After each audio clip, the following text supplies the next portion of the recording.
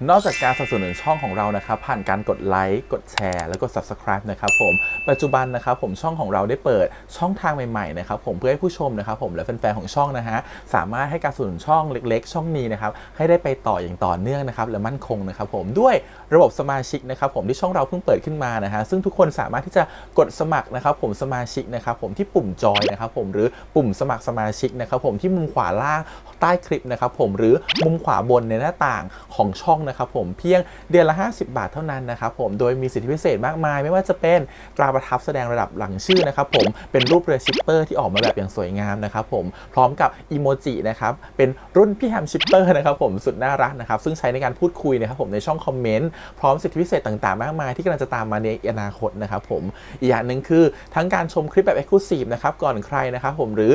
โอกาสที่จะได้ทำกิจกรรมต่างๆร่วมกันในอนาคตนะครับผมก็สำหรับสมาชิกเท่านั้นนะครับผมที่เก็บสิทธิ์นี้เอาไว้ให้กับทุกๆท่านนะครับแต่หากระบบสมาชิกยังไม่หนำใจนะครับผมเรายังมีช่องทางอื่นให้สนับสนุนกันนะครับผมไม่ว่าจะเป็นระบบซุปเปอร์แตงนะครับผมซึ่งหากผู้ชมเนี่ยเจอสัญลักษณ์นะครับรูปหัวใจนะครับผมที่มีดอลลาร์ไซน์นะครับผมหรือสัญลักษณ์รูปเงินดอลลาร์อยู่เนี่ยข้างใต้คลิปใดคลิปหนึ่งเนี่ยสามารถที่จะคลิกนะครับผมเพื่อโดเนทนะครับผมแทนคำขอบคุณนะฮะเพื่อเป็นการสนับสนุนช่องได้นะครับหรือจะเป็นการโดเนทนะครับผ่านบัญชีธนาคารนะครับผมซึ่งได้ใส่รายละเอียดเอาไว้แล้วนะครับข้างใต้คลิปนี้นะครับผมเอาไว้ที่คำบรรยายใต้คลิปนอกจากนั้นนะครับผมเรายังได้เปิด Line Open Chat นะครับซึ่งชื่อว่า ATS Channel Family นะครับผมก็เลยขอเชิญชาวช่องทุกคนนะครับผมเข้าร่วมห้องแชทได้โดยไม่มีค่าใช้จ่ายใดทั้งสิ้นนะครับผมเอาไว้พูดคุยแลกเปลี่ยนข่าวสารกันนะครับผมในครอบครัวของเราและผมได้จัดทำสติกเกอร์ลายรุ่น Lovely พี่แฮมนะครับชิปเปอร์นะครับเอาไว้เป็นสติกเกอร์ที่ใช้พูดคุยกันด้วยนะครับจะได้ใช้คุยกันในกลุ่มก็น่ารักดีนะครับผมหรือจะเอาไปใช้คุยกับเพื่อนๆส่วนตัวก็ได้นะครับไม่ติดอะไรเลยนะครับผมตั้งใจทำออกมามากๆนะฮะเพียงชุดละ35 บาทเท่านั้นนะครับผมใช้ได้ตลอดชีพนะครับผมก็หวังว่าทั้งหมดนี้นะครับผมจะเป็นเรื่องราวดีๆที่จะเกิดขึ้นกับช่องของเราและชาวช่องของเราทุกคนนะครับผมเพื่อมุ่งหน้าต่อไปสู่ปี 2023 ปีนี้และก้าวต่อไปด้วยกันอย่างมั่นคงนะครับผมอย่าลืมสนับสนุนกันนะครับขอบคุณครับ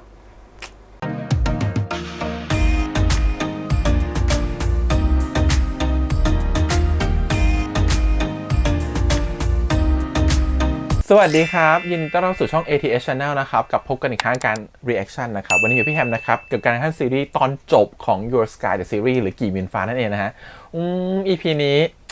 ตอนจบแล้วมันต้องแบบหวานมากแน่เลยเดี๋ยวเราต้องเตรียมรับแรงกระแทกความหวานนะครับผมกับ EP นี้ EP แล้วเขาเคลียร์เรื่องประเด็นที่บ้านไปแล้วนะเคลียร์จนจบเลยนะฮะครอบครัวของตัวน้องที่รักเนี่ยก็โอเคกับพี่หมื่นฟ้าแล้ว EP นี้คือการพบกันของสองครอบครัวเราเห็นความอบอุ่นน่ารักของสองครอบครัวนะกับกี่หมื่นฟ้าเดี๋ยวไปดูกันดีกว่าครับกับตอนจบนะฮะ EP ที่2ครับผม Your Sky the Series แต่ก่อนอื่นเลยขอบคุณก่อนทางดูมันดีที่อนุญาตให้ reaction ได้นะครับไปดูกันกับ Your Sky the Series EP ที่2ครับไปเลยคุณปู่ครับคุณปู่มาคุณปู่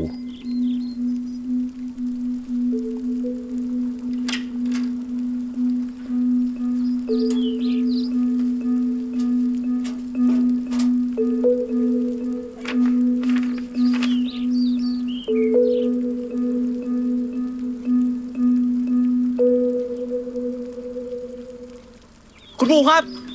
คุณปู่คุณปู่ครับ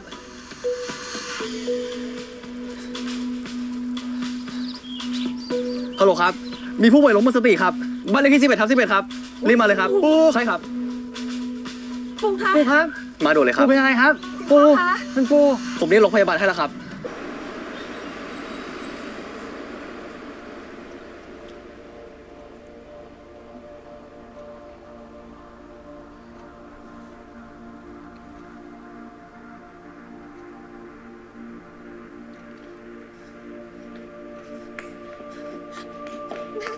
ปู่เป็นยังไงบ้างอะยังไม่ออกมาเลยจ้ะ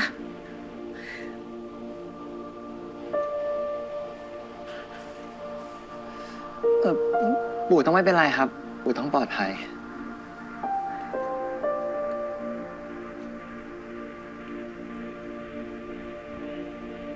พ่อใหม่คนนึงเป็นไงคุณพ่อเป็นไงบ้างรอคุณหมออยู่ค่ะยังไม่ออกมาเลย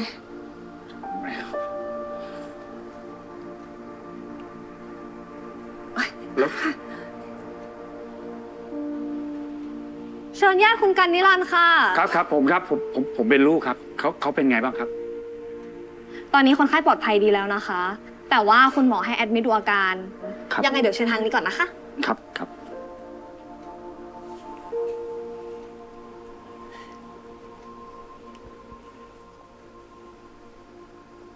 รออีกสัก2-3 วันนะครับ ถ้าไม่มีอะไรก็กลับบ้านได้ไม่ต้องเป็นห่วงครับ แต่หมอขอแนะนำว่าไม่ควรให้ผู้สูงอายุเนี่ยตากแดดนานๆนะครับ ขอบพระคุณมากนะคะ คุณหมอ ขอบคุณครับ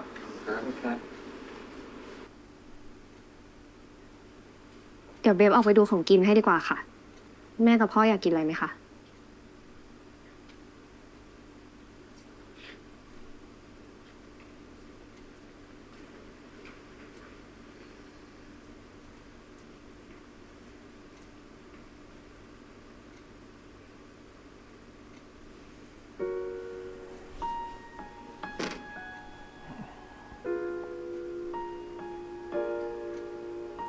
เดี๋ยวนี้จะไปซื้อของกินกันอะไปแล้วกันปะ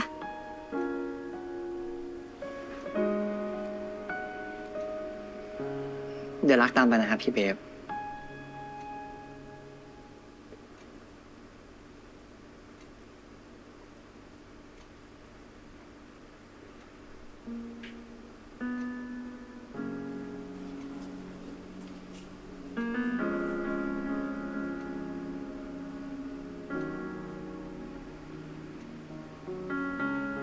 ยังตกใจอยู่หรือเปล่าครับ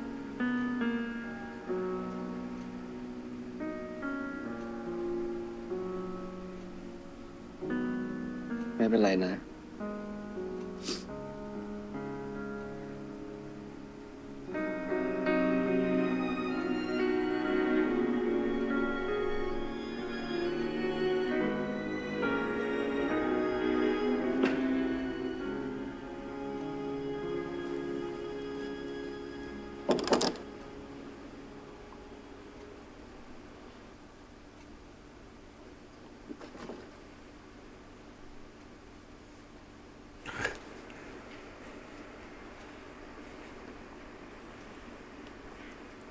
หมื่นฟ้า วันนี้ต้องขอบคุณมากเลยนะ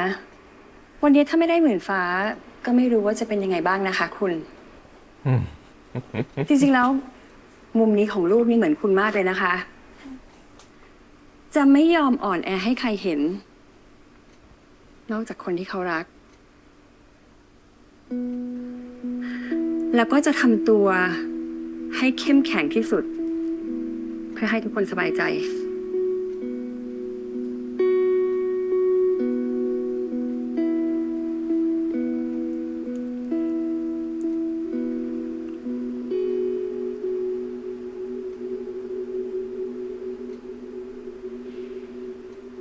ทำไม รักไม่พาฟ้าเขาเข้าไปเยี่ยมคุณปู่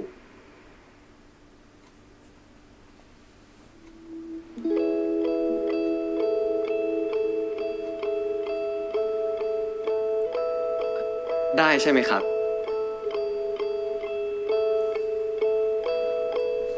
ด้วยความยินดี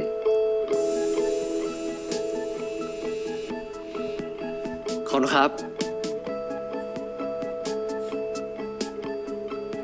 ไม่เห็นต้องมานอนโรงพยาบาลเลย คนแก่ก้มๆเงยๆก็อย่างนี้แหละ อืมแต่คุณพ่อก็ต้องอยู่โรงพยาบาลไปก่อนนะคะ แล้วกลับไปหนูไม่ให้รดน้ำต้นไม้แล้วนะ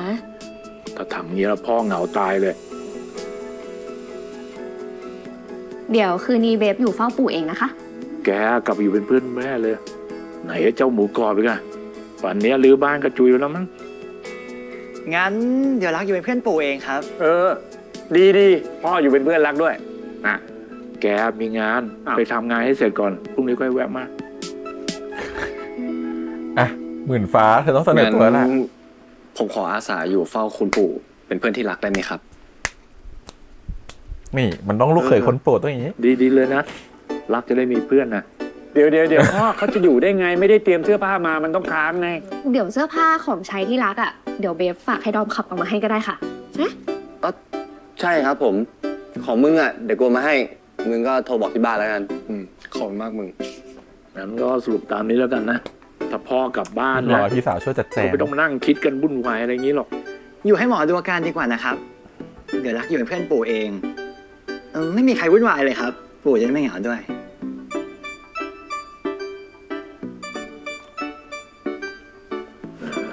ขอบใจขอบใจ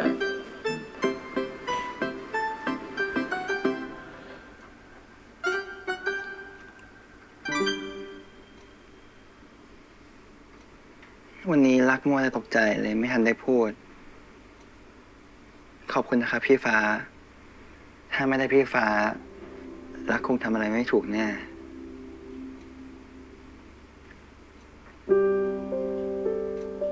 ปู่รักแข็งแรงมาตลอด ทุกวันรักที่เห็นปู่ออกมารดน้ำต้นไม้ พาหมูกรอบมาเดินเล่น ไม่ก็เล่นหมากรุกคนเดียวในสวน แต่บางที ความเคยชินก็น่ากลัวเหมือนกันนะครับ เพราะเราไม่รู้เลยว่า เราละเลยคนในครอบครัวไปมากแค่ไหนอะรักเห็นปู่ใช้ชีวิตคนเดียว ได้ยินเสียงปู่เล่นกับหมูกรอบทุกเช้าจนเคยชิน แต่วันนี้รักกลับไม่รู้เรื่องอะไรเลย ไม่ได้ยินเสียงปู่เลย ถ้าไม่มีพี่ฟ้า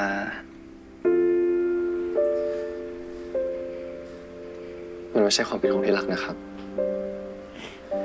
แล้วมันก็ไม่ใช่ความผิดของใครเลย พี่เชื่อว่า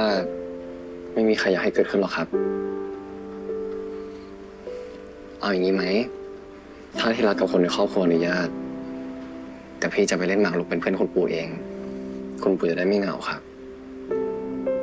ขอบคุณนะครับพี่ฟ้า เข้าทางปู่นะเราเนี่ย ปู่ที่รักก็เหมือนปู่พี่แหละครับ ปู่ที่รักก็เหมือนปู่ อันนี้เร็ว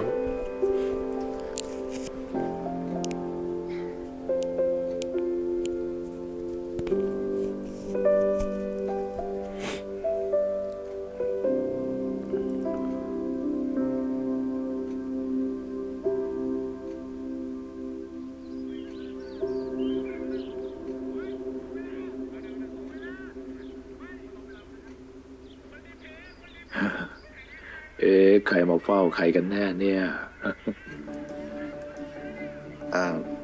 เดี๋ยวอีกสักพักน่าจะตื่นแล้วครับ คุณปู่อยากทานอะไรอีกไหมครับเดี๋ยวผมจะลงไปซื้อของกินให้ที่รักตื่นมาน่าจะหิวครับ ปู่กินแค่เนี้ยพอละ ครับ เดี๋ยวผมรีบไปรีบกลับนะครับ หลานคนโปรดแน่ๆอุ๊ย อ้าวหมื่นฟ้า สวัสดีครับ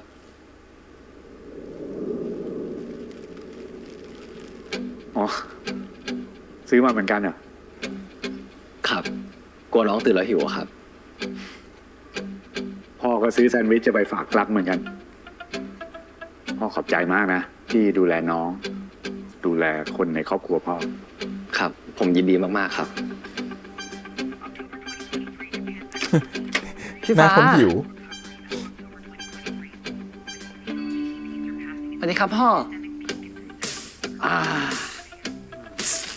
แซนด์วิชได้เป็นยังไงครับ หายดีแล้วได้อยากกลับบ้านแล้วอ่ะ อีกไม่นานแล้ว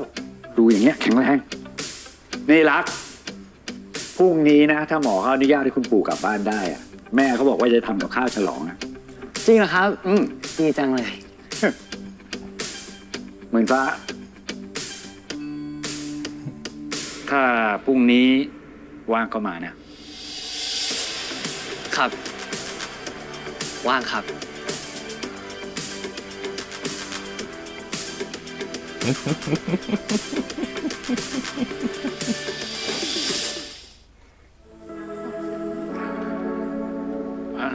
ดีดีดีดี คุณปู่คะกินเยอะๆนะคะ จะได้แข็งแรง ตอนนี้นะปู่รู้สึกแข็งแรงกว่าเก่าอีกแล้ว แล้วเจ้าดอนไปไหนอะไม่อยู่กินข้าวด้วยกัน ดอมติดธุระที่บ้านค่ะ เลยมาไม่ได้ อ๋อเราอะกินเยอะๆเลย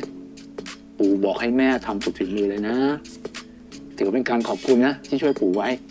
ไม่เป็นไรครับ ผมเต็มใจ นี่ถ้าว่างๆนะมาช่วยปู่ลงต้นไม้หน้าบ้านหน่อยสิสวนน่ะเป็นของปู่ใครไม่อนุญาตก็ช่างนะแต่ปู่อนุญาต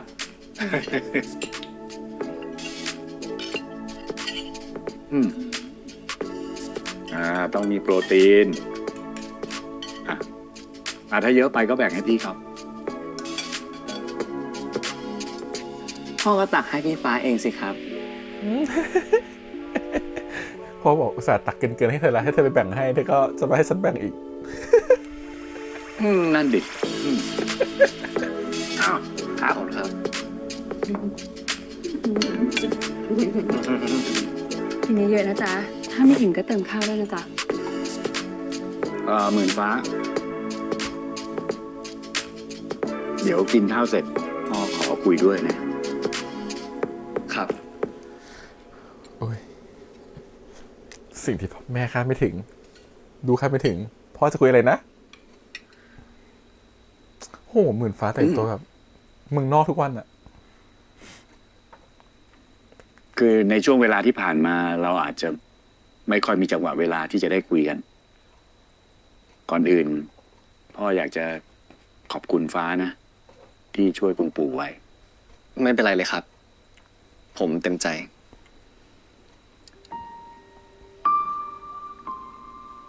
แล้วมันก็มีอีกเรื่องที่สำคัญมาก คือก่อนหน้านี้พ่อก็ได้เคยกระทำหรือพูดอะไรที่ไม่ดีกับฟ้าไว้ พ่อก็อยากจะแล้วก็หวังว่าฟ้าจะสามารถยกโทษให้พ่อ ผมไม่ยกโทษให้พ่อหรอกครับ เพราะว่าผมไม่เคยโกรธพ่อเลย ผมรู้ว่าสิ่งที่คุณพ่อทำอ่ะ มันเป็นเพราะคุณพ่อรักที่รักครับ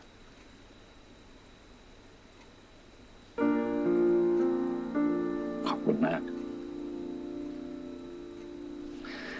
ตอบได้ดี พ่ออึ้ง คือในช่วงเวลาที่ผ่านมา พ่อแต่คิดว่าอยากจะให้ที่รักเขามีความสุข มีความรักที่สมบูรณ์ เจอคนดีๆที่รักเขาเท่ากับที่พ่อรักเขา แต่พ่อโฟกัสผิด วันนี้ พ่อเข้าใจแล้ว ความรักเป็นเรื่องของแต่ละบุคคล เหมือนอย่างที่ฟ้าสามารถดูแลที่รักได้ หรือฟ้ากลายเป็นความสุขของที่รัก คุณปู่ของที่รักเขาเคยถามพ่อว่า พ่อต้องการอะไร พ่ออยากได้อะไรมากที่สุด พ่อก็นึกคำตอบได้มากมายเลย แต่วันนี้พ่อเจอคำตอบที่ถูกต้องง่ายดายและมีคำตอบเดียว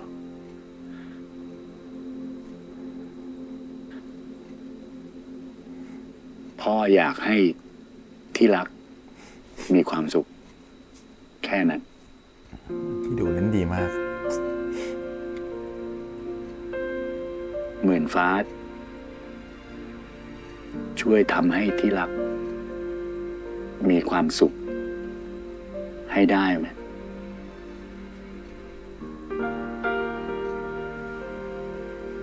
ผมสัญญาครับ ว่าผมจะทำให้ที่รัก มีความสุขที่สุด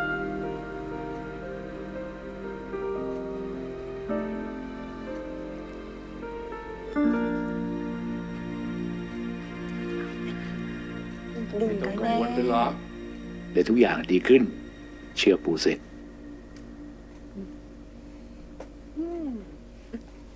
มาแล้ว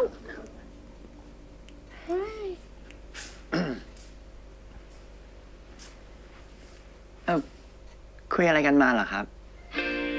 ก็ไม่มีอะไรอะลูก ก็แค่บอกหมื่นฟ้าว่า ถ้าว่างๆก็แวะมาเที่ยวบ้านเราได้บ่อยๆเลยนะ ถ้างั้นแบบนี้ก็แสดงว่า พ่ออนุญาตให้เราสองคนคบกันแล้วใช่ไหมครับ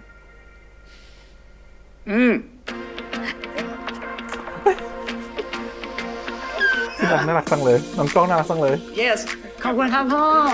โอเค ดูแลกันดีๆนะ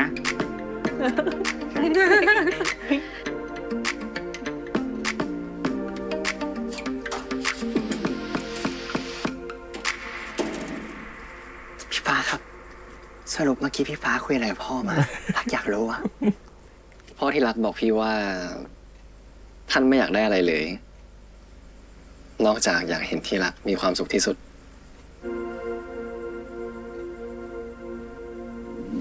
หอมหัวไหม พี่ไม่เคยสงสัยเลยครับ ว่าทำไมรักถึงชื่อที่รักเพราะรัก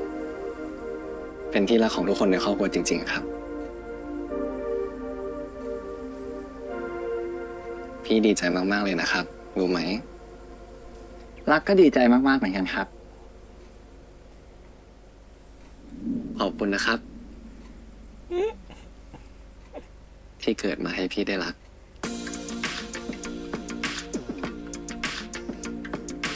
แล้วก็ขอบคุณเหมือนกันนะครับ ที่ผ่านเรื่องนี้มาด้วยกัน พี่ฟ้าครับ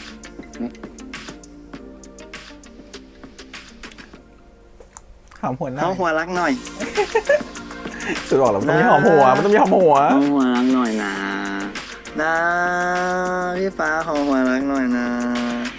พี่ฟ้านะอ่า ที่ลองไปเล่นมาแล้วแต่หัวเหม็น ซึ่งคิดว่าหัวที่รักก็ไม่น่าจะหอม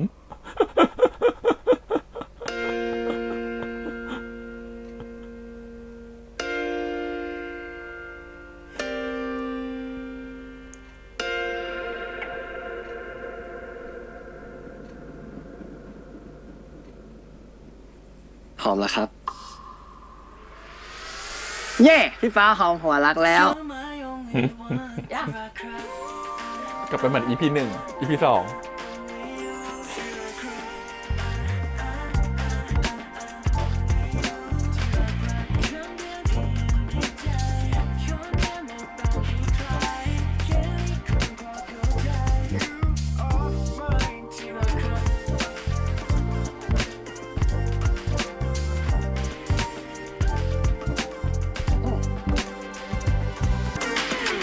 อะไรเนี่ยลูก มาออดพ่อแต่เช้าเลยตัวแสบอะไร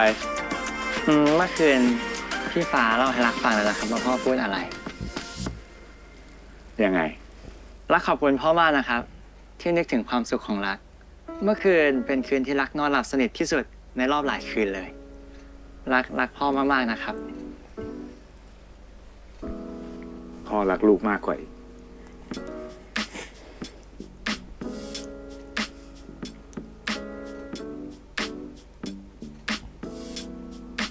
สวีทอะไรกันอยู่จ๊ะ นั่นสิ มาอ้อนแต่เช้าเลย ก็รักแม่เหมือนกัน นั่นไง โอ้ยแล้วพี่เวฟอะพี่เวฟอะ รักพี่เวฟด้วย ผสมแล้วที่เอาแบบบทที่เนี่ยที่แบบพี่เพียบพี่ดูมาเล่น ดี อ่ะ ๆโอ้ยของเยอะเลย อืม จ้ะ ไม่งั้นเขาจะไม่มีบทพูดแบบเยอะๆขนาดเนี้ยพ่อแม่เนาะบทพ่อแม่เขาต้องสำคัญ นี่แม่มีกล่องข้าวให้เบลกับดอมด้วยนะ แล้วก็ที่รัก ขอบคุณครับ อยากจะมีหมื่นฟ้าด้วยนะ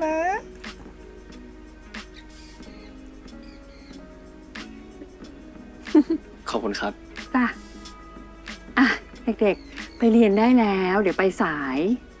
สวัสดีค่ะ สวัสดีครับ ขับรถ ใจเรียน ดี นะ นะ ไม่ต้องขับเร็วนะลูก ครับ ตั้งแต่ลูกได้เปิดใจกับคุณอะรู้สึกไหมคะว่าลูกดูมีความสุขมากๆ ขอบคุณคุณมากนะคะ ที่ยอมคุยกับลูก น่ารักมาก เลือดข้นไหม ไม่ใช่ เห็นเลยนึกถึงเลือดข้นคนจาง แต่ไม่ใช่อ่ะคู่นี้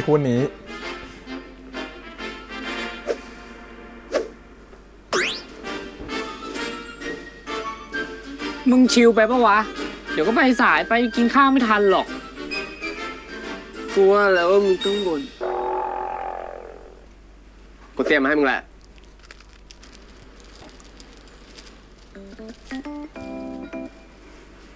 โอ้ยขนมปังเปล่า มึงไปซื้อมาตอนไหนเนี่ย กูทำเอง กูบอกแล้ว ใครได้กูเป็นแฟนอะโชคดีทุกคนอะ น่ะ เป็นปะล่ะ มึงพูดอะไรเนี่ย ไว้แล้ว แม่เฮ้ย ชอบมากสองคนเนี้ย ไหนมึงบอกให้กูแล้วไง เขินก็บอกว่าเขินดิ เอาหวัง มันต้องชนกัน มันต้องหน้าชนกันจุบไป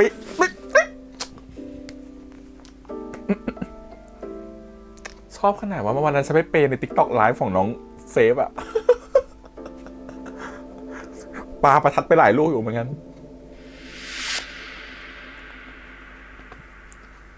เขินปะล่ะ เขินก็บอกว่าเขินดิ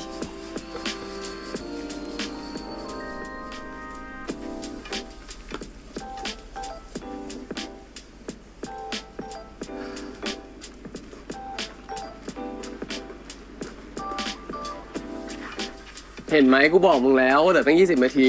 ยังไงก็ทันเนี่ย เออ เอ้าน้องลีเอ้าสวัสดีครับพี่เร็วเฮีย พี่ฟ้าไม่มาเหรอพี่ เอ้าไอ้ฟ้าก็อยู่กับน้องชายไม่ใช่เหรอ เฮ้ยนู่นมาแล้วน่ะ เอ้ย โอ้เดินมาซะ ฮัลโหล เดือดมาซะ กูเห็นมึงล่าเริงกูส ตัว บาย หนี ใจ บมาก เราเคลียร์กับพ่อได้แล้วอ่ะ เฮ้ยจริงเหรอวะ เฮ้ย ดีใจด้วยอย่างนี้เราต้องฉลองปะวะ ไปคืนนี้เราไปร้านกัน เฮ้ย อันนี้เนียนแดกฟรีป่ะเนี่ย เอาก็ดีใจกับเพื่อนไงไหนๆเราก็ต้องไปฉลองปะวะ จริงป่ะเพื่อน ก็คิดว่าจะฉลองอยู่ เห็นไหมฉลองอะไรครับพี่ฟ้า ยังบอกไม่ได้ครับ เป็นความลับอยู่ เออ ดีเลยงั้นเดี๋ยวเราไปฉลอง ให้เขาไปกัน2 คน เขาเป็นแฟนกันมึงอะไรเนี่ย เราเป็นแฟนกันมาอยู่นี่มา ไปขึ้นห้อง เออเจอกัน เดี๋ยวกูไปส่งที่รักก่อนนะ เดี๋ยวตามไป จ้าไอ้คนข้างรัก เดี๋ยว อะไร ลากกูไปด้วยดิ ได้โอ้ยเอ้ยเจอกันเด้อ เหมือนลีสังเกตเห็นอะไรเนาะ ไปส่ง ครับ ไปะ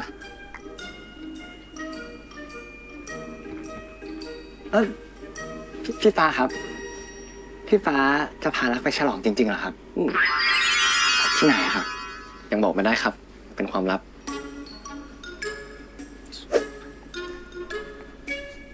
จะไปไหมเนี่ย ลำคาญแล้วนะ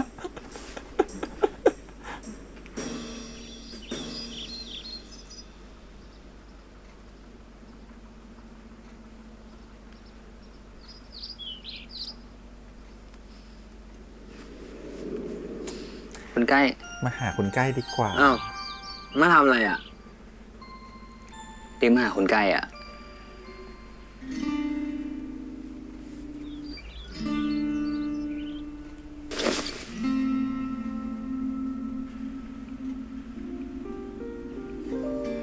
ลีอยากจะมาถามว่าตอนช่วงปีใหม่คนใกล้มีแผนไปไหนไหม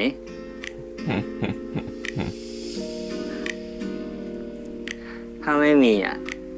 ลีจะชวนคุณใกล้ไปเที่ยวกับลีได้ไหม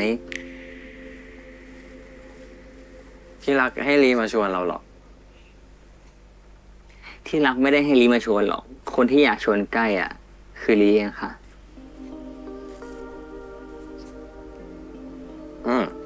ถ้าเป็นลีชวนเราไม่ติดอะไรนะ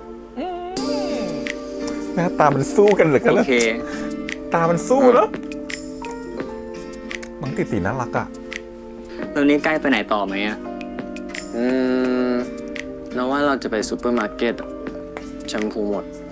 เรามียี่ห้อแนะนำนะ Go Hair ที่รักก็แนะนำลีเหมือนกันเหรอ ใช่ เนี่ย ที่รักเซตอันนี้แหละหัวหอมเลย เปล่าหรอกดีว่าเราแค่ใจตรงกันอะ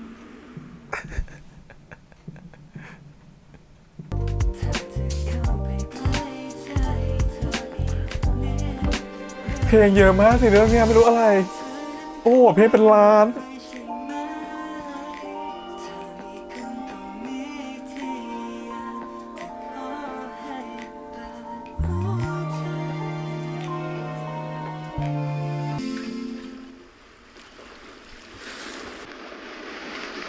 ไปฉลองที่ทะเลนี่เอง พี่ฟ้าลงมาเร็วครับ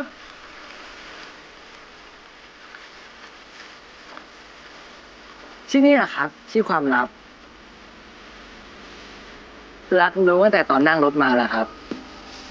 ชอบไหมครับ ชอบครับ พี่ปารู้ไหมครับ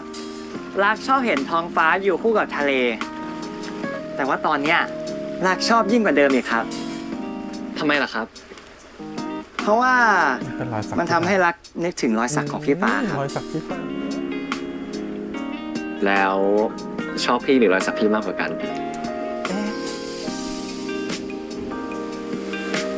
รักพี่ฟ้า รักก็เลยชอบรอยสักของพี่ฟ้าครับ แต่รักชอบพี่ฟ้ามากกว่า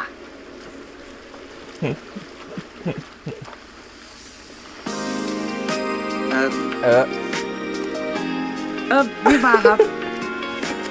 งั้นรักขอไปเล่นน้ำก่อนนะครับ เดี๋ยวก่อนครับ ไม่เปลี่ยนชุดลงน้ำหรอ เปลี่ยนทำไมอะครับ ก็พี่ห่วงอ่ะเอางี้ดีไหม แต่ว่าแบบนี้พี่ฟ้าก็โป๊ะสิครับ ใช่ห่วงเหมือนกันนะ ไม่ดีหรอครับ ที่ได้โชว์รอยสักด้วย ไม่ดี รักขอเก็บไว้ดูคนเดียวดีกว่าครับ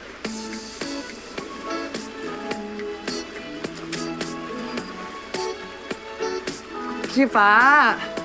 เราไปเล่นน้ำกันดีกว่านะครับ Attention please. We're in a relationship now.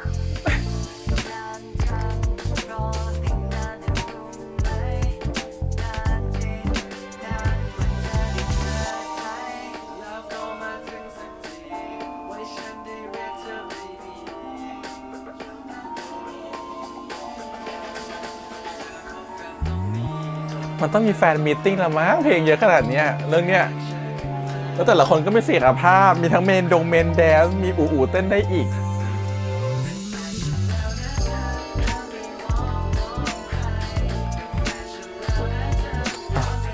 เมื่อกี้ไม่ให้จูบนะ แต่ลงเล่นน้ำให้จูบเอาสิมันไม่ธรรมดาแล้วที่รักเนี่ย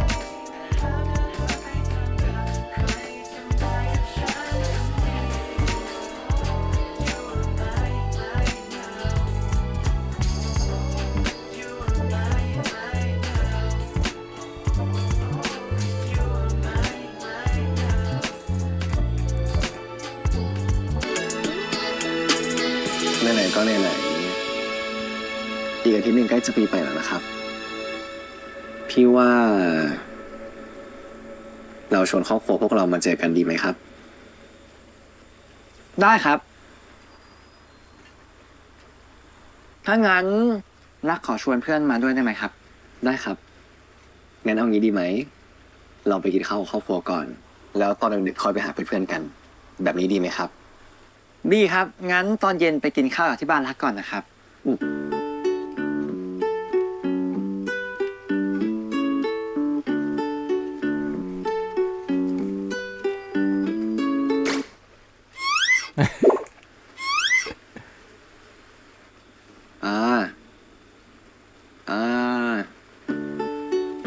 ึบ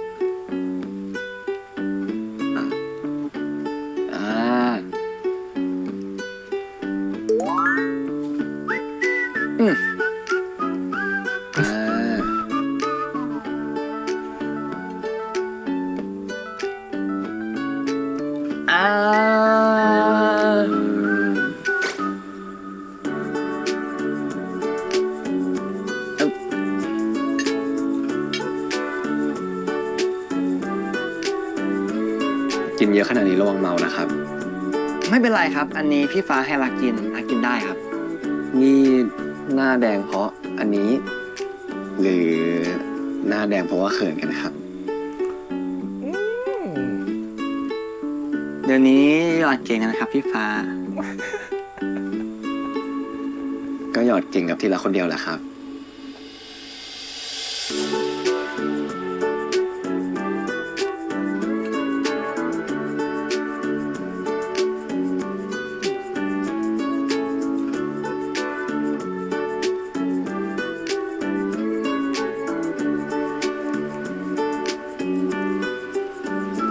เหรอครับพี่ฟ้า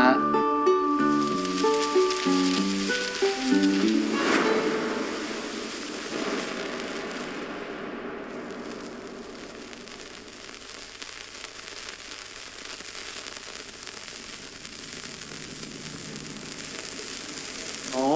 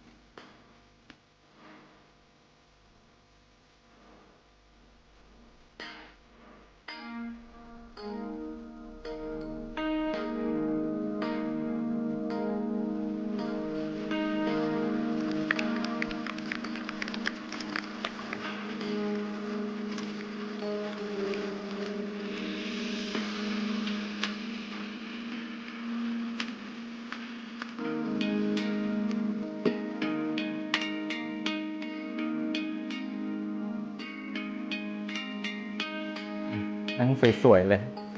รอเลยดูท่านั่ง ดูท่านั่ง ดูท่านั่ง จูบสิครับพี่ฟ้า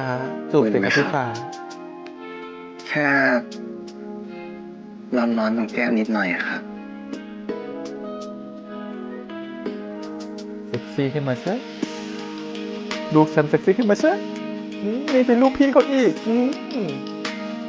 ไม่ธรรมดา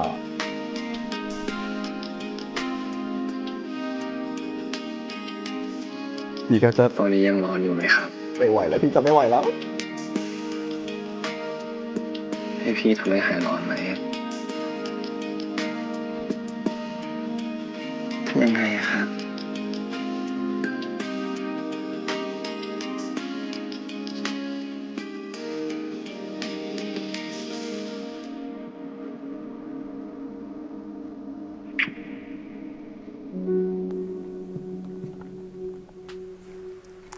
ยังไม่ ทำแบบนี้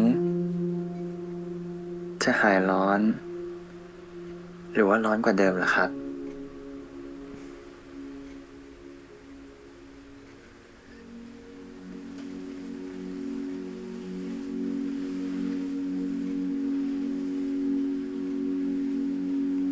ไม่ธรรมดานะจ๊ะที่รักจ๊ะ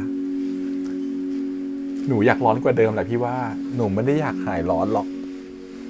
ดูทรงแล้วเนี่ย หมื่นฟ้า คนที่หล่อขนาดนี้ เป็นของที่รักได้ไงครับ ครับ พี่เป็นของที่รักครับ เป็นของที่รัก งั้นรักจะทำอะไรก็ได้สิครับ น้องไม่ธรรมดานะจริงๆแล้วเนี่ยนี่ประสบการณ์มีแฟนมาก็เยอะมีแฟนเด็กก็เยอะนะไม่ค่อยเคยเจอเคสนี้น้องไม่ธรรมดาน้องทำอะไรก็ได้สิครับ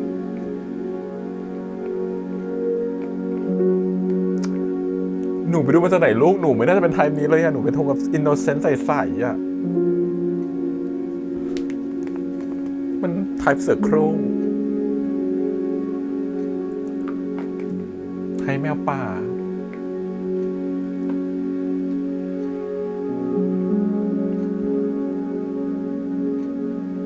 ไม่ถึงซอยให้อีกด้วยนะ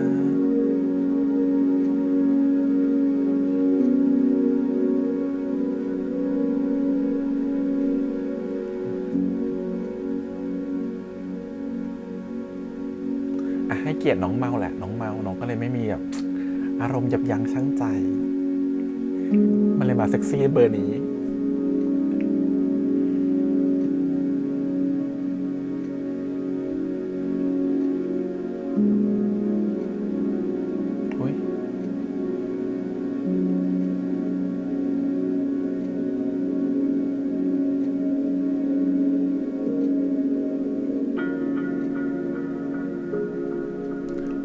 ำเลยหรอไม่เข้าไปห้องน้ำทำอะไรกันให้มันสะอาดก่อนหรออะไรล่ะนี่ก็คิดเยอะอีกละห่วงเรื่องความสะอาดไปที่หนึ่ง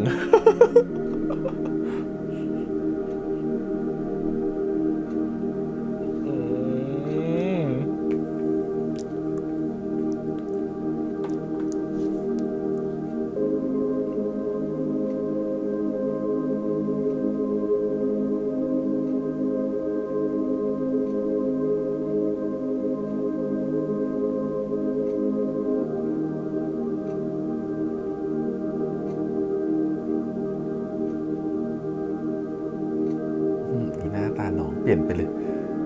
ที่รักคือดูเซ็กซี่ไปเลย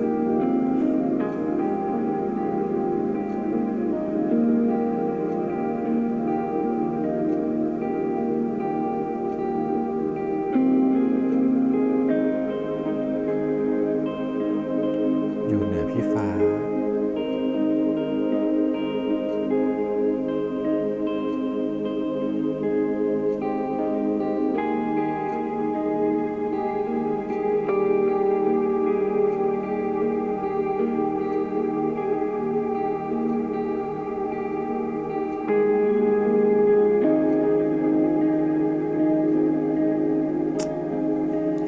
ดูมันดีนี่แบบ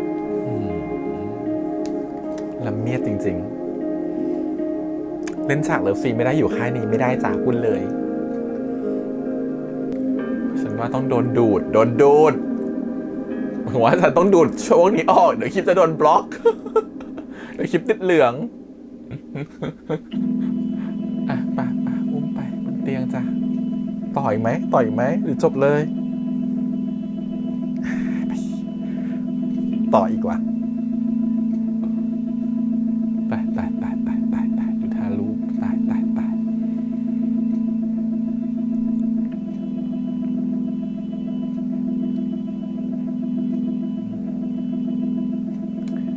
ก็ไม่ได้มีอะไรกันมาหลายเดือนแล้วเป็นหลักเดือนแล้วแหละเพราะว่าก็จะรอนู่นนี่นั่น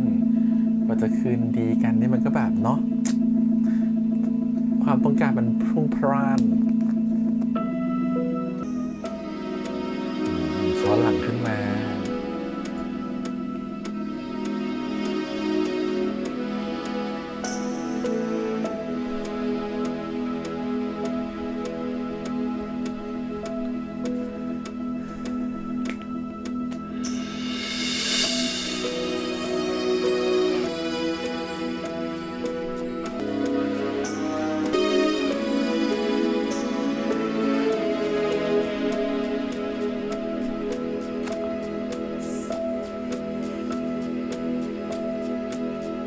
เยอะไป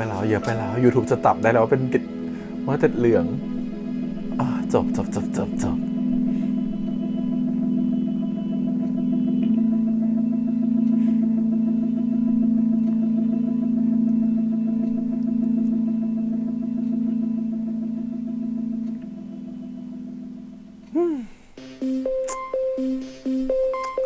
งานแกรมมากงานอาร์ตมาก อ้าวคุณเบฟยังไม่กลับมาอีกเหรอ โทรมาแล้วค่ะกำลังกลับมานี่ดอมกำลังมาส่งค่ะ อ๋อนี่แป๊บมันก็ใกล้ปีใหม่แล้วเนาะปีนี้บ้านเราจะไปฉลองที่ไหนกันดีอ่ะ ไม่ลืมไปเลยครับ พี่ฟ้าให้รักมาชวนครับ ไปไหนจ๊ะ พี่ฟ้าอยากให้ครอบครัวเรามาเจอกันครับตอนช่วงปีใหม่ รักก็เลยเสนอว่าให้มาที่บ้านเราครับ ดีอ้าวแล้วเด็กๆไม่ออกไปปาร์ตี้กันเหรอลูก รักอยากกินข้าวกับทุกคนก่อนนะครับค่อยออกไปเจอเพื่อนตอนดึกๆพ่อกับแม่ว่าไงดีครับ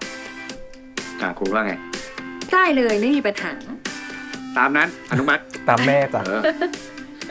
งั้นตกลงเอาตามนี้นะครับ จ้ะ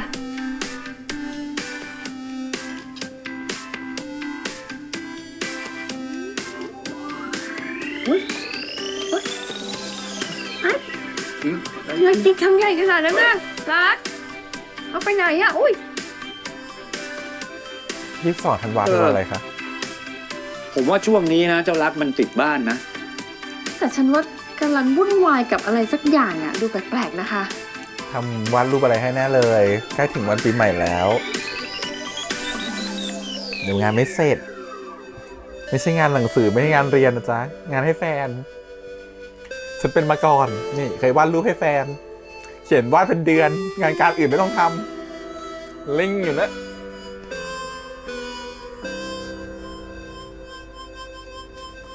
ไอ้ฟ้ามันทำอะไรวะกูเห็นทำมาตั้งหลายวันละ นี่ก็ทำเหมือนกันว่ะ กูจะไปรู้ไหมเนี่ย ก็อยู่ด้วยกันเนี่ย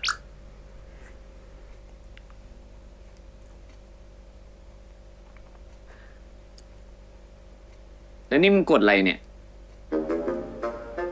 มึงคุยกับใครอ่ะ หึงเหรอ ก็กดบัตรคอนเสิร์ตให้มึงไง อยากไปไม่ใช่หรอ เออ แล้วไป ทำไม หึงเหรอ เปล่า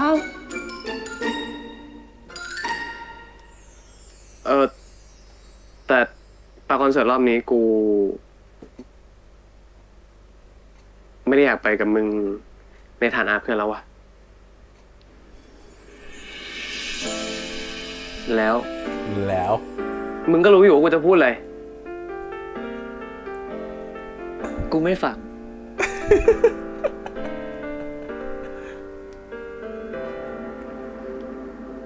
เป็นแฟนกับกูไหม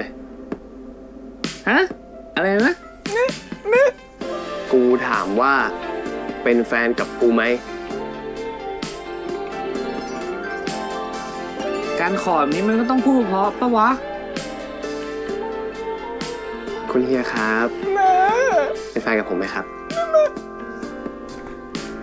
ต้องแล้วล่ะ ต้องแล้วล่ะ เบอร์นี้แล้วแหละ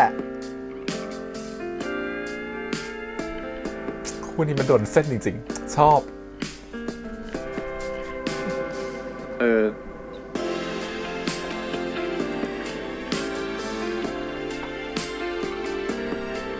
อะไรนะ กูไม่พูดแล้ว เป็น เป็น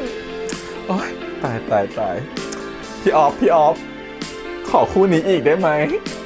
ขอสักเรื่อง โอ๊ย โดนชอบมาก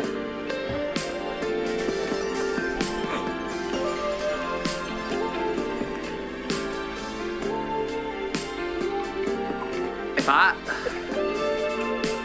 กูมีแฟนแล้วอ่ะ ได้ยินทุกอย่าง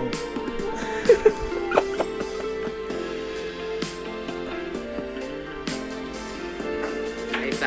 นจะหนีไปไหน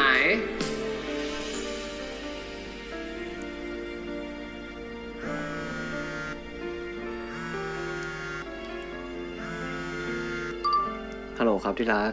ทำอะไรอยู่ อ๋อรักกำลังอ่านสรรพคุณของโกแฮเซรั่มอยู่ครับ แม่รักซื้อมาให้ แชร์แล้วหัวจะได้ไม่เหม็นด้วย แล้วก็ รักก็กำลังคิดถึงพี่ฟ้าอยู่ด้วยครับ พี่ก็คิดถึงที่รักเหมือนกันครับ ที่รักได้บอกพ่อแม่เรื่องงานเลี้ยงปีใหม่ที่เราคุยกันอย่างครับ เรียบร้อยแล้วครับ ทุกคนโอเค พี่ฟ้าล่ะครับ ทางบ้านพี่ก็โอเคเหมือนกันครับ ดีจังเลยครับ รักอยากให้ถึงวันนั้นแล้วอะ ถึงแล้วเรียบร้อย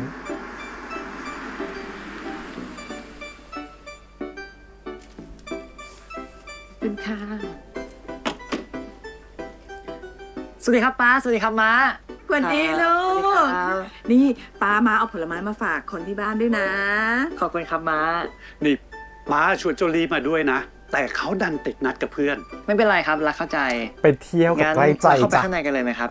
ที่สวนจัดไปรอเรียบร้อยแล้วครับ รบกวนด้วยนะลูก ยินดีมากเลยครับ ตามสบายเลยนะคะ ถ้าต้องการอะไรเพิ่มเติมก็บอกได้เลยนะคะ น่าอร่อยทุกอย่างเลยนะครับ ฟ้าบอกตลอดเลยค่ะ ว่าอาหารบ้านนี้อร่อยมาก เดี๋ยววันหลังจะต้องขอสูตรหน่อยนะคะ โอ้ยยินดีมากๆเลยค่ะ เห็นเด็กๆมีความสุขแล้ว เราก็หมดห่วงนะครับ คนเป็นพ่อเป็นแม่ก็ต้องการแค่นี้นะคะ เหมือนฟ้าโชคดีนะครับ ที่ได้เจอที่รัก นี่ผมยังกลัวเลยนะครับ ว่าลูกจะไม่ยอมเปิดใจแล้วอาจจะต้องอยู่คนเดียวนะครับ โอ้ อย่าไปคิดขนาดนั้นเลยครับ เอาเป็นว่าหนุ่มทั้งสองคนนี้โชคดีมากๆ ที่มาเจอกันและกันครับ เราเริ่มทานกันเลยดีกว่านะครับ เพราะเดี๋ยวเด็กๆต้องออกไปปาร์ตี้ข้างนอกกันต่อ จริงด้วย งั้นเดี๋ยวลูกๆกินเสร็จแล้วเนี่ยไปก่อนเลยนะลูกนะ เดี๋ยวม้ากับป้าเนี่ยจะอยู่ที่นี่ก่อน จะได้คุยกับคุณพ่อคุณแม่ของที่รักด้วย เชิญครับ ได้เลยค่ะ ไม่ต้องห่วงนะ มา โอเค งั้นตอนนี้เราเริ่มมื้อค่ำของเรากันเลยนะครับเชิญเลย ทานค่ะ เริ่มจากอะไรก่อนดีครับ นี่เลยค่ะ ยังไง นี่ค่ะ ยังไง ว้าว ซึ่ง งั้นหยิบเลย คุณพ่อ ค่ะ ของหมื่นฟ้าก็เป็นเชฟนะครับ มา เออเนาะอันนั้นคือชีวิตจริง ขอบคุณค่ะ ขอบคุณนะคะเดี๋ยวรัก จิ้ จ้ะ มด้วย รีบไปเปลี่ยนชุดกัน เดี๋ยวขึ้นเรือไม่ทัน โอ้ยไม่มีใครเปลี่ยนนานเท่าเธอแล้ว เธอวิ่งไป ขึ้น เลย เรือเลยเหรอเหมาเรือคือปีใหม่เลยเหรอ ดูพลุเลยเหรอ พี่ฟ้าครับ รักมีอะไรจะเซอร์ไพรส์ด้วย เวอร์มาก อะไรเหรอครับ เด็กบ้านรวย นี่ครับ อุตส่าห์ตั้งใจไปวาดมานะ เป็นไงครับ ชอบไหม ชอบมากเลยครับ อ๋อ พี่มีเซอร์ไพรส์จะให้ที่รักด้วยครับ ไหนอะครับ ไม่บอกครับ เอ้า อืมแต่พี่ไปบอกที่เรือครับ โอเคครับ งั้นเรารีบไปเปลี่ยนชุดกันดีไหมครับ อืม ไปครับ แล้วชุดพี่ฟ้าอยู่ไหนล่ะครับ อยู่ในรถครับ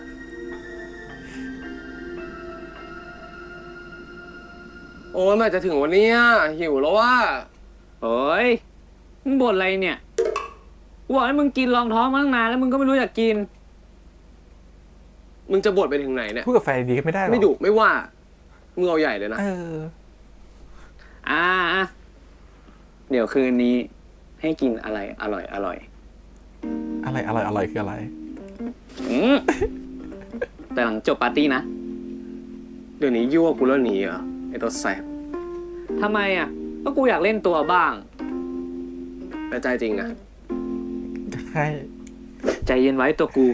กูอยากให้เขาแดกขนาดนี้ไม่ได้ เฮ้ย ไม่ใช่ กูได้ยินหมดนะมึงพูดอะไรอะมึงเป็นอย่างงี้กูเซอร์ไพรส์ว่ะทำบ่อยๆนะ มันน่ารัก เลยชอบปะล่ะ ก็ทำให้กูใจสั่นได้ มึงคิดว่าไง กูนี่เก่งจริง น่ารักจริง งั้นขอชื่นใจหน่อยนี่คนเก่ง ๆ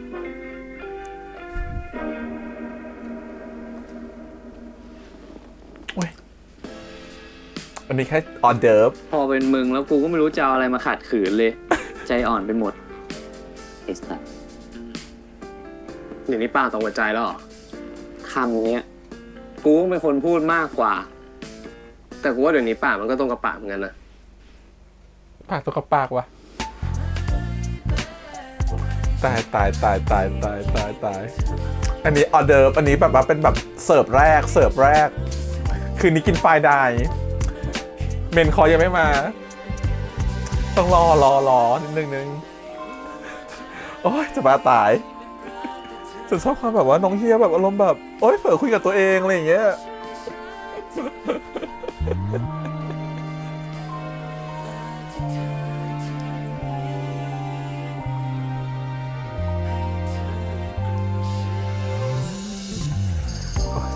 ตายอ่ะมาดูลูกคนรวยดีกว่าขึ้นเรือจ้ะ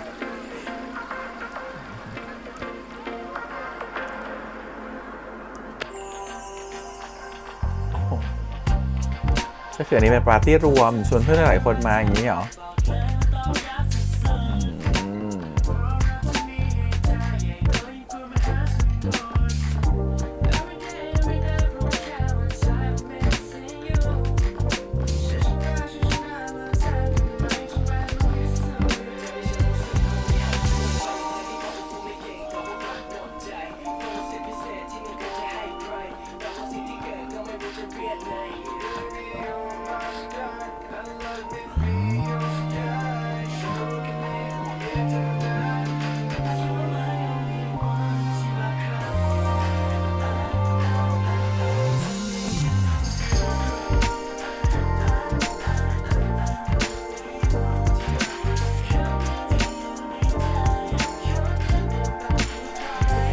ก็คือยกมาทางค่ายจ้ะ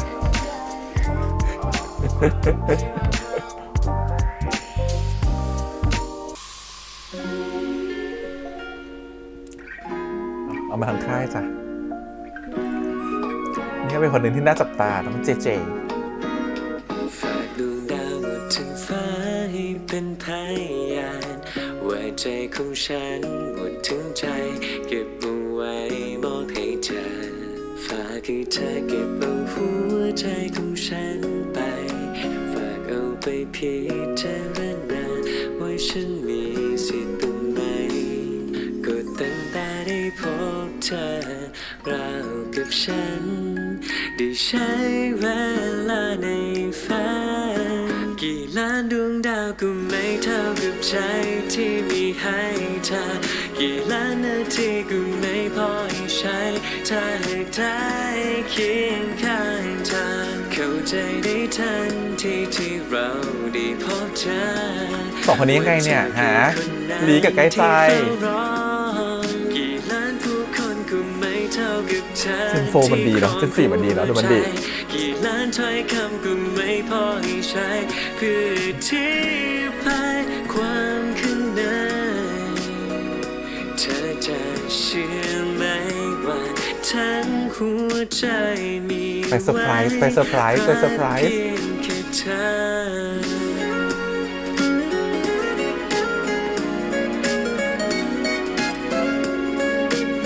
เรียกให้มาหลังเรือเหรอ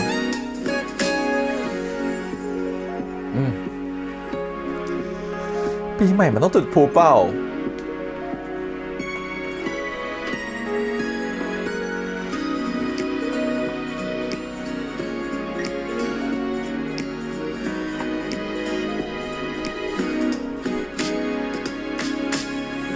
พี่ฟ้ามาจัดตอนไหนล่ะครับ ความลับครับที่รักชอบไหม ความลับเยอะเนาะ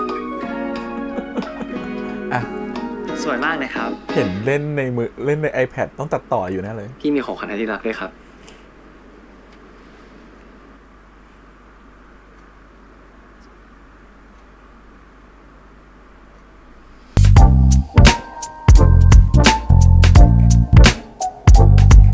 ใครถ่ายให้ตอนไหนก่อนกี่โมง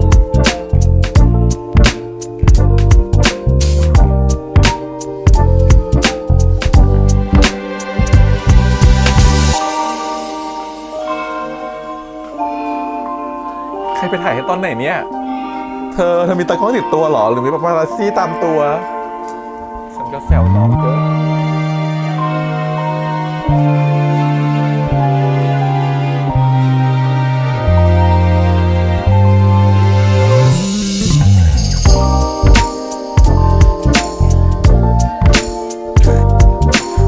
ยิ่งถ่ายนี้แบบว่าเบียวมากอะใครถ่ายให้ก่อน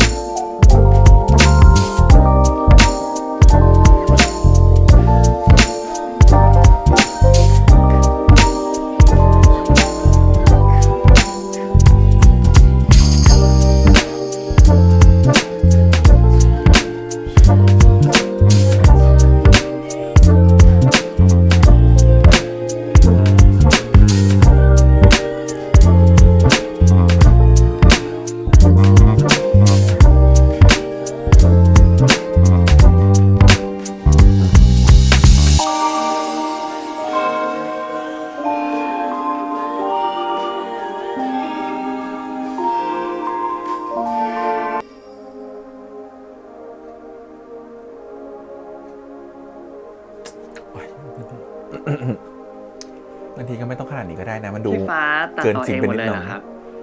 ใช่ครับ พี่ตั้งใจทำเพื่อที่รักเลยนะครับ ขอบคุณมากนะครับ รักชอบมากเลย พี่มีอีกอย่างหนึ่งอยากจะให้ที่รักด้วยครับ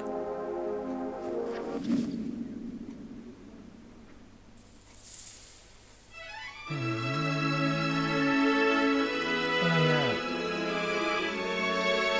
ให้รักเหรอครับ ใช่ครับ ที่รักลองใส่ดูนะครับ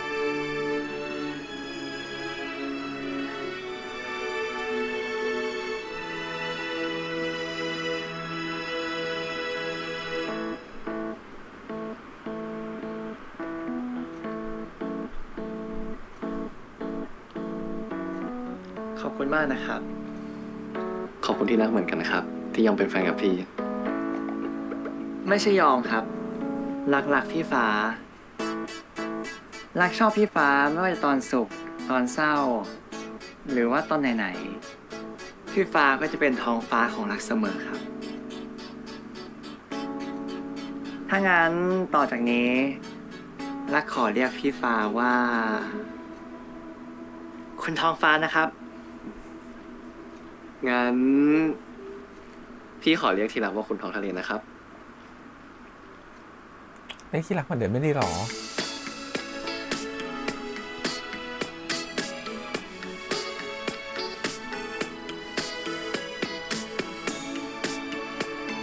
อีก2 นาที พี่ไม่เคยขอพรปีใหม่เลยครับ แต่ปีนี้พี่จะขอให้ตื่นมา เราได้เจอกันทุกเช้า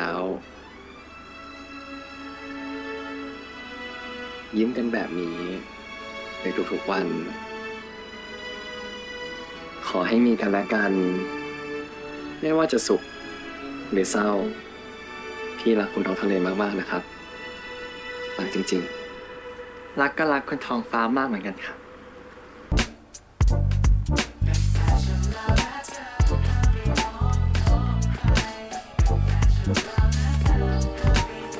จูบกันแล้วก็พุต้องขึ้นแล้วพุต้องมาพุอยู่ไหน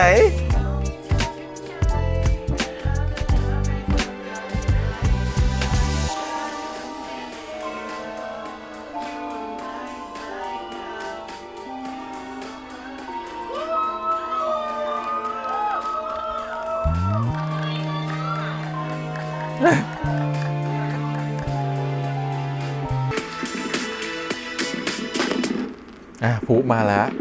โอ้ยพี่ฟ้าดูนั่นสิ มาจากคนทางที่คนละทางด้วย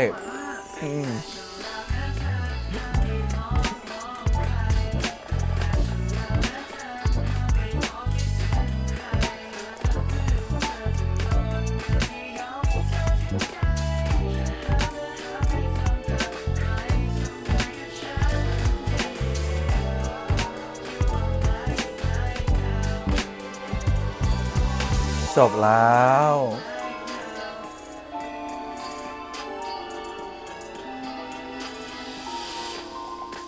เรียบร้อยจบไปแล้วนะครับกับกี่หมื่นฟ้าโอ้ยน่ารักเฮ้ยประทับใจอ่ะรู้สึกคือแบบ เรารู้สึกว่าเรื่องเนี้ยเป็นเรื่องหนึ่งที่รู้สึกว่า มันเป็นเหมือนกับการกลับมาของค่ายดูมันดิแบบนึกถึงบรรยากาศเก่าๆเลยว่ามันเป็นฟีลลิ่งเก่าๆของดูมันดิในอดีตแล้วมันก็ถูกดึงบรรยากาศนั้นกลับมาใหม่มันมีช่วงปีที่แล้วที่ดูมันดิอาจจะทำแบบซีรีส์รูปแบบอื่นๆเพิ่มขึ้นมานะแต่มันแบบมันขาดความหวานๆกลมๆน่ารักแบบนี้ไปพอสมควรมันเป็นซีรีส์ที่ดูผู้ใหญ่ขึ้นโตขึ้นเนาะ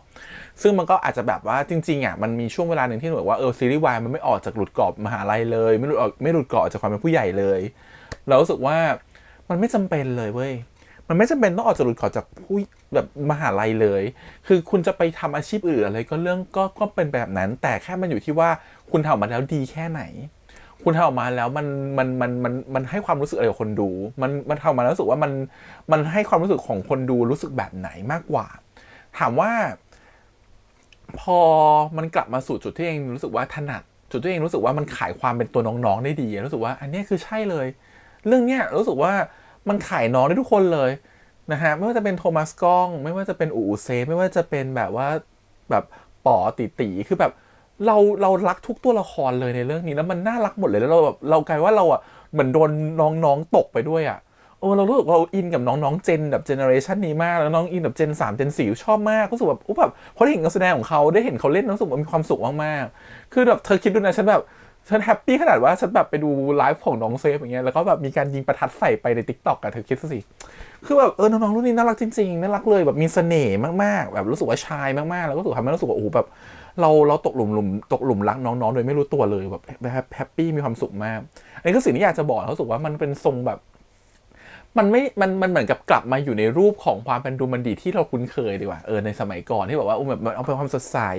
มันอาจจะมีความเบียวนะอันนี้ต้องยอมรับนะครับซีรีส์ของดูมันดีเนี่ยมันจะมีแบบอย่างเงี้ยมีความเบียวประมาณนึงมันจะมีความเหมือนแบบมันเพ้อฝันมันมีความยูนิคอร์นโพนี่มันมีความแบบวัยรุ่นนักศึกษามันมีความลูกคนรวยเห็นไหมมันเลี้ยงฉลองกันบนเรือจุดแบบมาดูพลุซื้อของขวัญราคาแพงให้คือมันมีความอะไรแบบนั้นอยู่แหละใช่แต่มันมีความแบบเบียวสุดอย่างคือตอนเมื่อกี้ตอนเปิดเพราะว่าตอนเปิดสไลด์โชว์ตอนแบบว่า เซอร์ไพรส์ที่รักอย่างเงี้ยมันใครไปถ่ายรูปให้เธอก่อนใครไปถ่ายวิดีโอให้เธอก่อนเข้าใจปะคือความเป็นจริงมันไม่ค่อยมีมันเป็นเซอร์เรียลนิดนึงแต่เราชอบตรงที่ว่า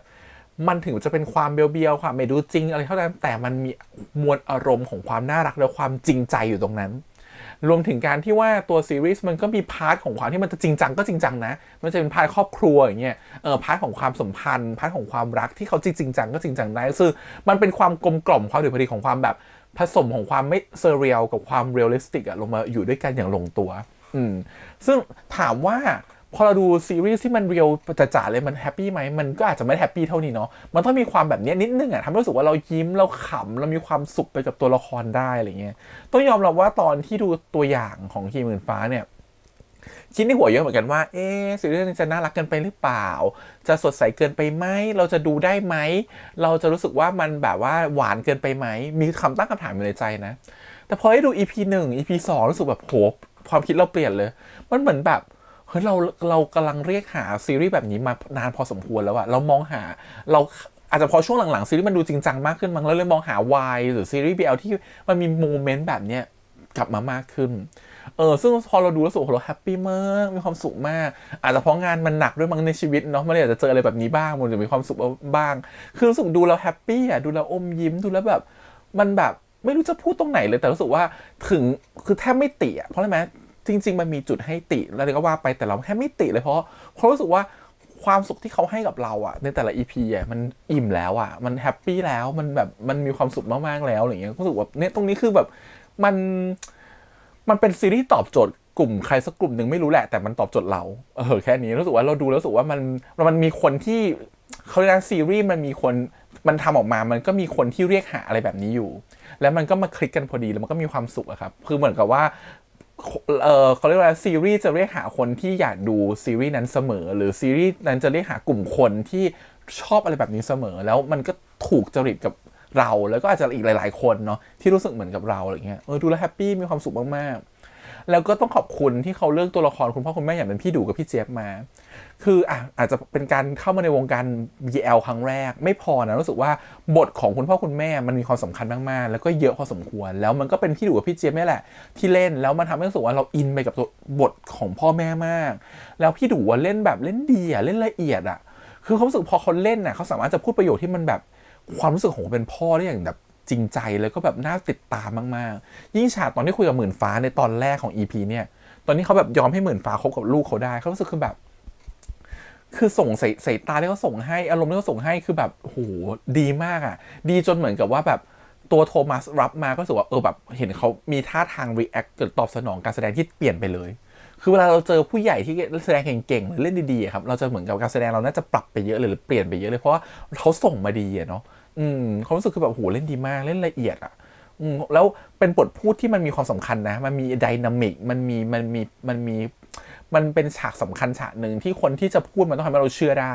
แล้วตัวของพี่ดูเองก็สมควรมากๆคือที่มารับบทนี้เพราะว่าเขาพูดแล้วมันเชื่อเลยมันเชื่อเลยว่าอ๋อนี่คือคุณพ่อที่ห่วงลูกจริงๆคุณพ่อที่แบบอยากจะให้ลูกมีความสุขคุณพ่อที่อยากให้ลูกยิ้มมีความสุขไม่อยากให้ลูกแบบว่ารู้สึกว่านอยไม่มีความสุขหน้ามุ้ยไม่อยากคือคุณพ่อที่แบบต้องการเห็นลูกมีความสุขจริงๆมันออกมาหมดเลยแบบแฮปปี้มากนะครับผมดูแล้วรู้สึกว่าโอ้โหอิ่มมากไม่เก่งมากแต่ถ้าอยากจะแบบบอกข้อติสักนิดนึงแล้วกันสไตล์พี่ไม่ติแล้วกันนะแต่ละคนมีสไตล์การดูที่ไม่เหมือนกันสไตล์ซีรีส์ไม่เหมือนกันบางคนแบบพี่เห็นคอมเมนต์เหมือนกันบอกว่าโอ้โหมันแบบหวานเกินไปหรือเปล่ามันแบบมันดูเบียวไปหรือเปล่าไม่สำหรับนี่คือแฮปปี้แหละพอใจแต่ถ้าจะติพี่ไม่ติดีกว่าพี่ขอเพิ่มเติมดีกว่านะครับผมขอเป็นเพิ่มเติมแบบประมาณว่าพี่รู้สึกว่าน้องๆเจนเนี่ยแสดงดีแล้วเสน่ห์เยอะมากแต่รู้สึกว่ามันสามารถพัฒนาได้อีกในเรื่องของการแสดงคือตอนนี้เขาใช้ความสดใหม่ความเฟรชความน่ารักสดใสความชายด้วยบทมันเป็นแบบนั้นด้วยเนาะแต่บทที่มันดูแบบไม่ได้ชายมากอย่างโทมัสอย่างเงี้ยเรารักโทมัสตอนที่เราเห็นใน TikTok เรารักโทมัสที่เราเห็นในข้างนอกมากกว่าที่เราจะรักโทมัสตอนที่เห็นเป็นพี่หมื่นฟ้ารู้สึกว่าบทของหมื่นฟ้าอาจจะไม่ใช่บทที่ตรงกับโทมัสมากขนาดนั้นก็ได้มันทำให้ความเป็นโทมัสอาจจะแบบมันก็คือคนหล่อคนนึงแต่รู้สึกว่ามันไม่ได้เป็นหมื่นฟ้าที่ชายขนาดนั้นพี่พูดอย่างนี้แล้วกันรู้สึกว่ามันสามารถที่จะพัฒนาได้อีกในมุมของพี่แอมนะแต่เป็นหมื่นฟ้าที่เป็นหมื่นฟ้าที่เนี้ยเป็นหมื่นฟ้าที่ทำให้คนเอ็นดูเป็นหมื่นฟ้าที่ทำให้คนรู้สึกว่าอยากจะดูต่อแต่พี่รู้สึกว่ามันเป็นหมื่นฟ้าได้แบบ ได้ดีกว่านี้ในมุมของการแสดงรู้สึกว่างั้นถ้าจะให้เพิ่มคือพี่ว่าตัวของโทมัสอย่างเงี้ยน่าจะเสริมเรื่องการแสดงเข้าไปอีกส่วนตัวของน้องกล้องพี่ว่าน้องกล้องเล่นดีมากแล้วนะแต่ก็น่าจะเสริมได้อีกในการแสดงที่ในบทที่มันหลากหลายและยากกว่านี้เนาะแต่รู้สึกพอเราไปเจอตัวจริงกล้องเราเห็นกล้องในสตอร์ใน TikTok อะไรเงี้ยรู้สึกว่าตัวจริงกล้องไม่ใช่แบบที่รักเลยแต่กล้องเล่นเป็นที่รักได้โคตรจะที่รักอ่ะแล้วโคตรจะน่ารักอ่ะแล้วโคตรจะแบบพูดเลยว่าตอนที่ดู EP 1 EP 2นี่โดนตกพอน้องที่รักนะโดนตกพอน้องกล้องนะคือเล่นได้เลยแบบมันเป็นความน่ารักที่ไม่น่าหงุดหงิดเป็นความน่ารักที่ไม่น่าหมั่นไส้เป็นนั้นความน่ารักที่ไม่เลี่ยนไม่เฝออ่ะมันรู้สึกแบบมันลงตัวมากๆแล้วเราก็เอ็นดูเด็กคนนี้มากๆรู้สึกคือแบบเล่นเก่งมากพอเจอบุคลิกจริงๆเจอตัวจริงรู้สึกโหเขาก็สวมบทความเป็นที่รักได้น่าเอ็นดูได้น่ารักขนาดนี้ก็เก่งมากๆแล้วนะสุดยอดมากๆอะไรเงี้ยส่วนคนหนึ่งที่มีเสน่ห์มากและโดนเส้นฉันมากคืออู๋กับเซฟคือเป็น2คนที่เล่นด้วยกันแล้วแบบมันมีเสน่ห์แล้วมันก็เป็นเสน่ห์ที่ออกมาเรื่อยๆเลยในการเขาอยู่ด้วยกัน2คนจ้องตากันเล่นตาเล่นหูเล่นตากันคือแบบมันมีเสน่ห์ไปทุกจุดเลยอ่ะเขารู้สึกคือแบบ2คนนี้คือใครวะน่ารักจัง2คนนี้คือใครมันถามในหัวตลอดเวลาตอนแรกไม่รู้จักชื่อนะว่าคืออู๋กับเซฟเลยไม่ได้แบบเพิ่งจะมาติดตามจริงๆในช่วงหลังว่าแบบฉันต้องหาแหละฉันชอบคนนี้เหลือเกินต้องมาดูแล้วคือใครอะไรเงี้ยแต่ตอนแรกรู้สึกว่าใครก็ไม่รู้ไม่ได้จำชื่อด้วยจำแค่ชื่อในซีรีส์แต่พอเห็นแล้วแบบโอ้โหแบบเสน่ห์มันล้นมากมันมีเสน่ห์มากจริงๆแบบถึงขั้นแบบเอ่ยปากชมพี่ออฟเลยว่าเด็กดีมากคือแบบเด็กมีแบบชายมากๆทุกคนเลยทั้งแบบโทมัสกล้องอู๋เซฟอีก2คนที่ต้องพูดถึงคือลีแล้วก็ตัวของใกล้ใจเนาะก็คือป๋อกับตีคือแบบอันเนี้ยตีนี่มาทีหลังนะคือป๋อมาก่อนเราก็ชอบป๋อแต่ตอนแรกดูเป็นคนที่แบบน่ารักดูแบบว่าน่าเอ็นดูแบบว่าหน้าตาแบบว่ามันมีอะไรอยู่ในนั้นมันเป็นคนเจ้าเล่ห์มีความแบบรู้สึกว่ามันมีความเป็นแมวแบบแมวเจ้าชู้ฟีลลิ่งแบบนี้ดีกว่าแต่พอมาอยู่กับใกล้ใจมาอยู่กับตัวของตีมันดูแบบซอฟต์แล้วมันดูเบลนด์กันแบบพอดีดูแบบละมุนตุ้นมากๆน่ารักมากคือแบบเฮ้ยน่ารักทั้ง3คู่เลยอ่ะน่ารักแล้วก็ตัวละครอื่นก็สมทบก็คือแบบโหดีประกอบกันแบบลงตัวมากๆอะไรเงี้ยก็คือแต่ถ้าพูดถึงถ้าให้เสริมนะพี่อยากให้เสริมทั้งการแสดงของทุกคนเลยพี่ว่าบทนี้มันอาจจะเป็นบทที่ถามว่าเล่นยากไหมพี่ว่าเล่นยากนะบทที่มันจะสดใสบทที่มันจะร่าเริงบทที่มันจะมี energy แบบนี้ถ้าไม่ใช่ตัวเขาเองมาแต่แรกนะแต่รู้สึกคือแต่ถ้ามันเสริมการแสดงอีกนิดนึงมันจะเชื่อเรื่องสายตาและอารมณ์ของน้องๆมากกว่านี้สิ่งที่ยังขาดไปอยู่คือการแสดงออกทางสายตาแล้วก็ react ผ่านกล้ามเนื้อบนใบหน้าความรู้สึกบนใบหน้าเราว่ามันต้องไปเพิ่มตรงนั้นอยู่คือเวลาเขาเล่นด้วยกันน่ะมันโอเคเพราะว่ามันเหมือนสนิทกันมันเหมือนกับเป็นเคมีที่ตรงกันอยู่แล้วอะเนาะแบบแต่พอเล่นกับคนอื่นเล่นกับบทอื่นเล่นกับพูดกับพ่อแม่อะไรเงี้ยรู้สึกว่ามันขาดตัวนี้ไปนิดนึงแต่เรารู้สึกว่าถ้าให้โดดเด่นสุดในการแสดงนะเราชอบการแสดงของน้องกล้องนะคือน้องกล้องดูเป็นบทที่เหมือนกับแบบจริงๆเหมือนเป็นเด็กอินโนเซนต์เนาะแต่จริงๆแล้วเขาเล่นลึกนะแล้วเขาเล่นละเอียดมันเหมือนเด็กที่